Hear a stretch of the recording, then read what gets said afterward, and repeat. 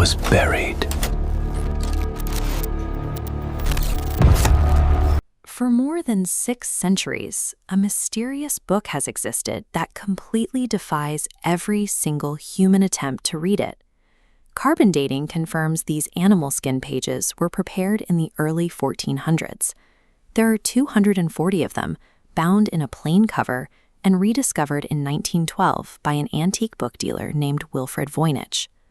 While the vellum and ink are typical of the Middle Ages, the contents aren't entirely alien. The manuscript features a biological and astronomical record that matches no known culture in history. It represents a total absence of meaning, a medieval lockbox that has remained closed, despite our assumption that every historical secret can eventually be decoded. The detailed illustrations suggest a vast, strange encyclopedia. We see intricate drawings of unidentified plant species and pages depicting small figures bathing in emerald-colored pools, connected by complex plumbing. These pages include elaborate charts with blue and brown starburst patterns and circular diagrams that do not correspond to any known constellation or planetary map. The artwork implies a window into a highly organized world, but the lens of that window is completely frosted over. Before anyone can understand the purpose of the imaginary flora or the star maps, investigators must first find a way to translate the words written around them.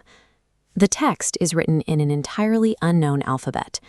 The elegant, looping characters use dark brown ink, undocumented in any other historical manuscript.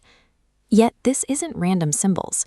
The writing follows mathematical laws of human language, showing consistent rhythms and character frequency mimicking functional speech. Because it looks and acts like a real language, its resistance to translation is a constant source of frustration for linguists. This underlying structure proves the book was written with a specific, deliberate purpose, which forces us to ask exactly what it was designed to hide. One major theory is that the book is a sophisticated cipher. In the Middle Ages, intellectuals often encrypted sensitive data to keep scientific discoveries hidden from religious authorities. This medieval laboratory scene illustrates the era's focus on alchemy and forbidden science, the exact type of knowledge many believe is locked inside the Voynich script. Others suggest more extreme origins, ranging from the forgotten language of a lost civilization to a document of extraterrestrial origin. A more skeptical view is that the book is a medieval scam, a meaningless prop created by a con artist to swindle a wealthy king out of gold.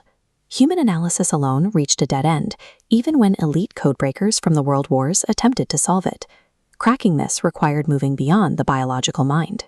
In the 21st century, the entire investigation transitioned to the brute force of modern supercomputers and artificial intelligence. Machine learning algorithms scanned the manuscript, hunting for lexical probabilities and structural patterns invisible to the naked eye. But the AI failed. Despite recognizing the text's logic, algorithms couldn't produce a translation. The data clusters eventually dissolved into an unreadable mess. The inability of our most advanced technology to break the script confirms its complexity, but it leaves us facing a silicon wall. The scale of this failure is significant.